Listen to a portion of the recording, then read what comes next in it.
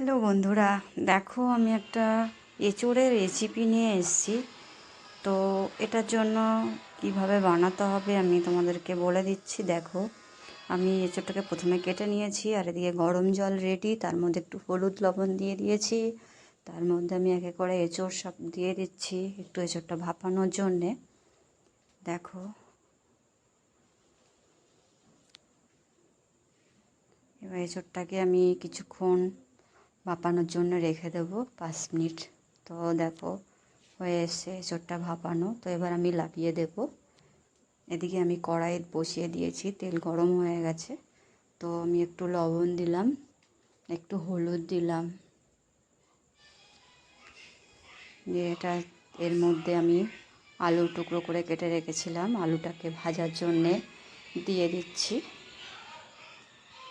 আলুটাকে ভাজা বসিয়ে দিয়েছি, আর এদিকে পেস্ট বানানোর জন্য যেগুলো মশলা আমি গোটা রেখেছি, দেখো আমি গোটা ধনে, গোটা জিরে, আদা, রসুন, লঙ্কা, একটু শুকনো লঙ্কা, একটু গরম মশলা গোটা, এদিকে টমেটো রেখেছি, কিছুটা পেঁয়াজ রেখেছি। তো আমি সব কিছু একসাথে পেস্ট বানিয়ে নেবো। আর এদিকে টক দই রেখেছি, ওটা আমি আলাদা দেবো। আর এই যে মোটা করে একটু পেঁয়াজ কেটে রেখেছি, এটাকে আমি পরে একটু ভেজে দিয়ে দেবো। তো আলুগুলো আমার এদিকে ভাজা হয়ে গেছে। ফোড়নে আমি দিয়ে দিলাম একটু তেজপাতা, একটু গোটা শুকনো লঙ্কা। দেখো,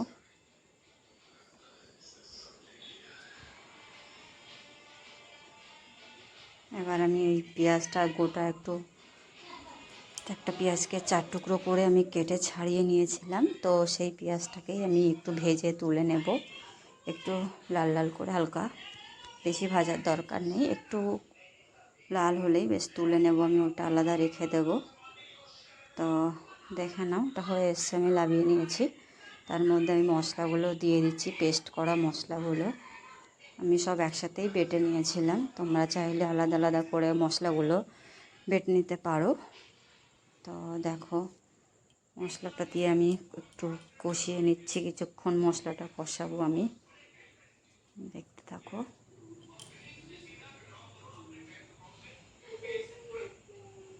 দেখো, মশলাটা অনেকটাই প্রায় তেল ছেড়ে দিয়েছে, মোটামুটি হয়ে গেছে, অনেকটাই কষা,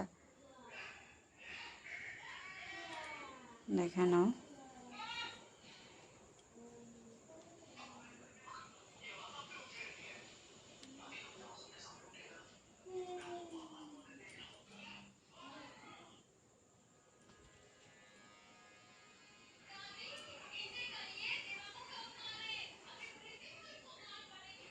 একটু হলুদ দিয়ে দিলাম, ওর মধ্যে একটু লবণ দিয়ে দিলাম, একটু চিনি দিয়ে দিলাম পরিমাণ মতো, তোমরা চাইলে না দিলেও পারো, আমি একটু দিয়েছি। এবার একটু টক দই দিয়ে দেবো,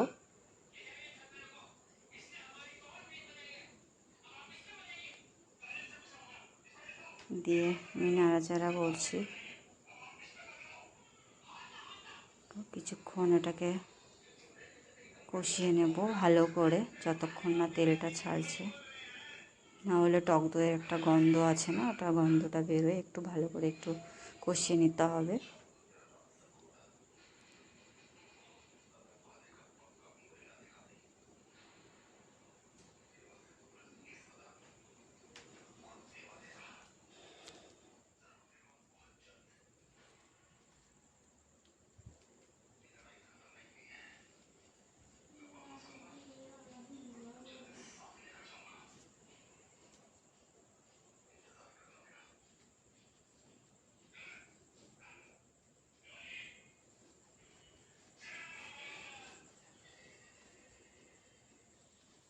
মশলাটা হয়ে এসছে কষানো, আমি এঁচোড়টা যে ভাপিয়ে রেখেছিলাম ওটা আমি ওর মধ্যে দিয়ে দিলাম। এবার আমি ওটা একটু কষিয়ে নেব এঁচোড়টা দিয়ে। তো একটু মশলাটা লেগে লেগে যাচ্ছিলো, বাট আমি এর মধ্যে একটু মশলার যে জলটা থাকে আমি একটু জলটা দিয়ে নেব, হালকা জলটা দিলে ওটা নিচে লেগে যাবে না, ব্যাস কষাটা বেশ ভালোই হবে।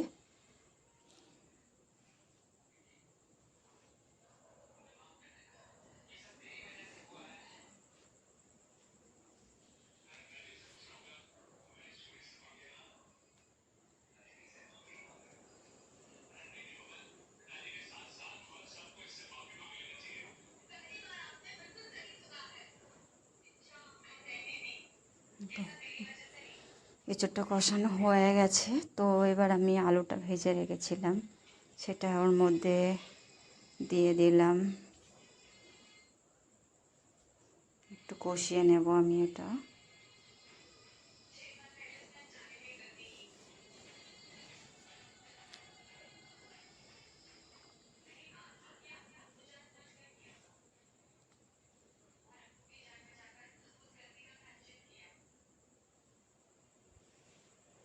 আর পেঁয়াজটা যেটা আমি ভেজে তুলে রেখেছিলাম ওটা ওর মধ্যে আমি দিয়ে দিলাম।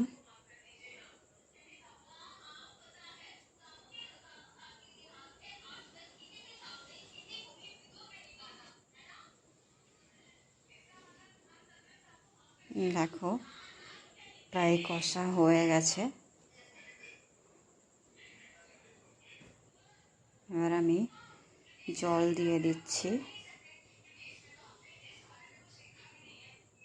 তোমরা তোমাদের মতো করে জলটা অ্যাড করো। আমি আমার মতো জল দিয়ে দিয়েছি, একটু গ্রেভি টাইপেরই রাখবো।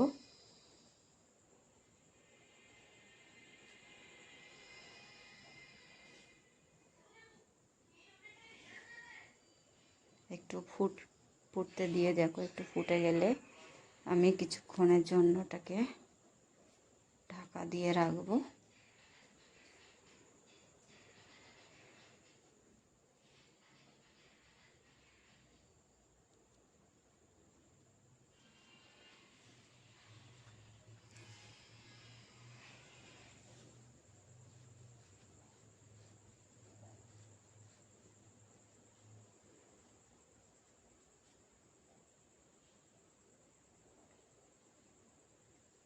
দেখো মোটামুটি হয়ে গেছে, আমি কিছুক্ষণ ঢাকা দিয়ে রেখেছিলাম।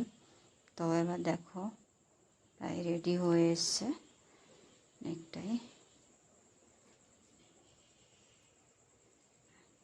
একদমই রেডি। দেখো কত সুন্দর হয়েছে চিকেন।